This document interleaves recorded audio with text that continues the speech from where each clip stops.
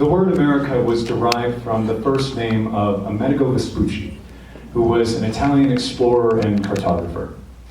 It's important to note that this was a name that was applied to a region of the world not by the consensus of its native inhabitants, but rather forced on them through European colonization.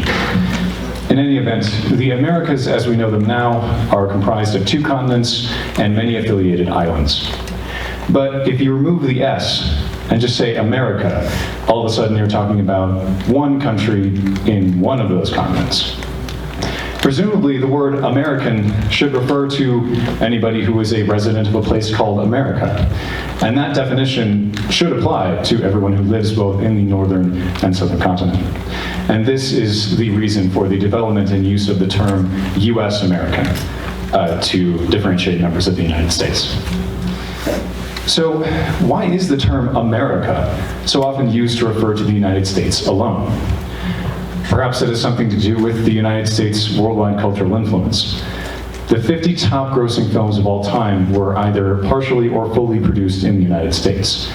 McDonald's, Apple, Google, Microsoft, Coca-Cola, Burger King, all of these are US American companies with massive global influence. There was actually a social media study published in May of 2018 that cataloged and analyzed over 30 million tweets and concluded that US American English is actually the most widely used version of the language throughout the world, even within the European Union. There are also other examples of disproportionate US influence on the campus of UWCUSA. For one, there is a numerical advantage of the fact that US Americans comprise over 1/5 of the student population. Now, the reason for this is, of course, to culturally educate the population of the country which hosts the school, and it's the same way with other UWCs. But I believe we'd be doing ourselves a disservice if we refuse to at least consider the effect this has on campus culture and discourse. I've heard several stories from students who express some amount of hesitation to share their genuine opinions in discussions if it meant being critical of the United States, especially in the beginning of their first year. Now, for the sake of some context, I'd like to speak about my own experience for a bit. When I arrived on campus at UWCUSA, I had no conception of how I should operate or how I should act in a highly international environment. I come from South Dakota, which is a very rural state that does not have a great deal of diversity. And the cultural narratives and the dominant narratives back home disregarded ideas such as cultural sensitivity because of that lack. And for that reason, I was actually really surprised when I received backlash for various remarks or various jokes that I told that I thought would be received well and were not. It reminded me actually of a story that you may be familiar with, the time that President George H.W. Bush visited Australia in 1992. When he was greeting the crowds, he actually held his hand up in a peace sign with his palm facing inward.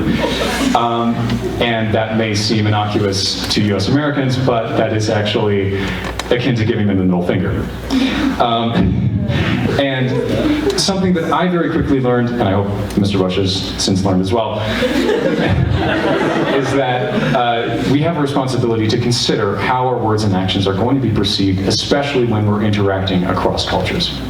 Now, along with that, one thing we often forget is that residents of the United States are residents of a major world power.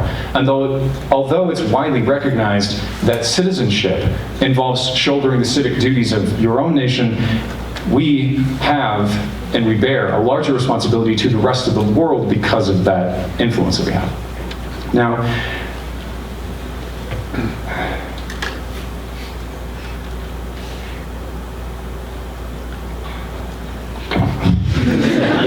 Take your time, take your time. yeah.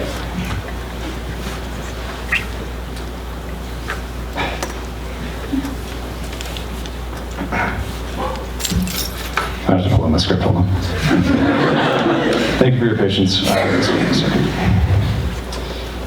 Yes, this includes informing ourselves about global occurrences and global events and engaging peacefully with the international community to a far greater degree than we have in the past. These are two things in which we do not have a great track record. And perhaps the reason why we don't have a great track record in those things is because of our instinct to act as though we are truly exemplary among our fellow nations. After all, we do lead the world in aspects like space exploration, higher education, and Olympic medals. But while there are measures by which the US surpasses all other countries, there are some that also tell a different story. The US is ranked 16th in the world for political corruption, and it is also ranked 18th in the world on the World Happiness Index. We also have some of the highest rates of anxiety and depression in the world. And these mental illnesses disproportionately affect people who are too poor to afford extremely expensive US health insurance. In fact, US Americans per capita spend twice as much on healthcare per year than the average among comparable countries. We are also ranked first in the production and sale of weapons, and this seems much less like a success story than it does the fact that we are profiting off of worldwide conflict.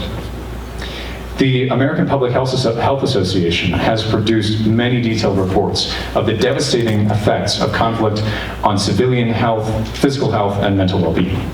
And the International Committee of the Red Cross has estimated that there are 10 civilian deaths for every single combatant killed globally. And yet, the US Department of Defense reports 57 major arms sales since the beginning of 2018 alone, ranging anywhere from hundreds of millions to billions of dollars, enabling and seemingly encouraging the continuation of wars which disproportionately and damage much more those who are innocent and uninvolved than the militaries themselves.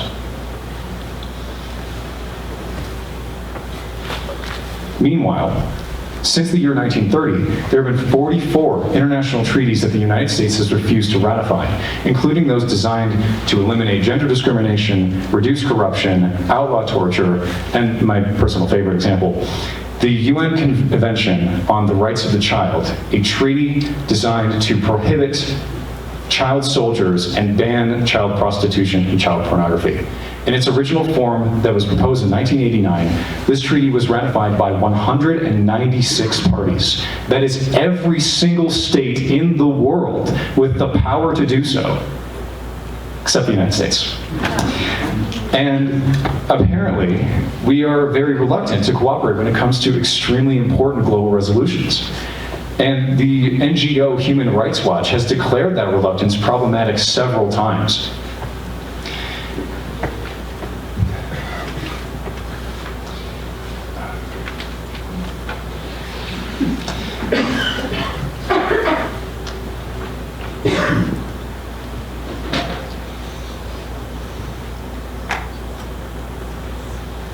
Right. It's no wonder then that the rest of the world has no particular affection for our current administration, especially given its refusal to ratify yet another international resolution, the Paris Climate Agreement. There's a quote from a Gallup article published in February 2018 that I feel speaks for itself. Meanwhile, even as the vast majority of US Americans continue saying that foreign leaders do not respect Trump, the public is more likely to express satisfaction with the nation's position in the world than at any point since 2005.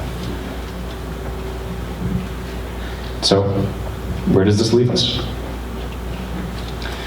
Well, when I first came to UWC, I was confused.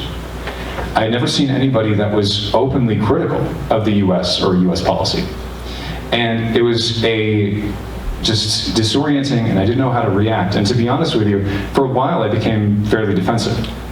But once I started opening myself up to those perspectives, once I decided to truly start listening and appreciating where people were coming from, my understanding of the world and of my fellow students grew exponentially. I've come to realize that learning is not an action, it's a mentality. One that requires humility and collaboration, but one that promises a brighter, safer, and more sustainable future for everyone involved. The United States and I have a lot to learn, but thankfully, I believe my time spent here will help us both move forward. Thank you.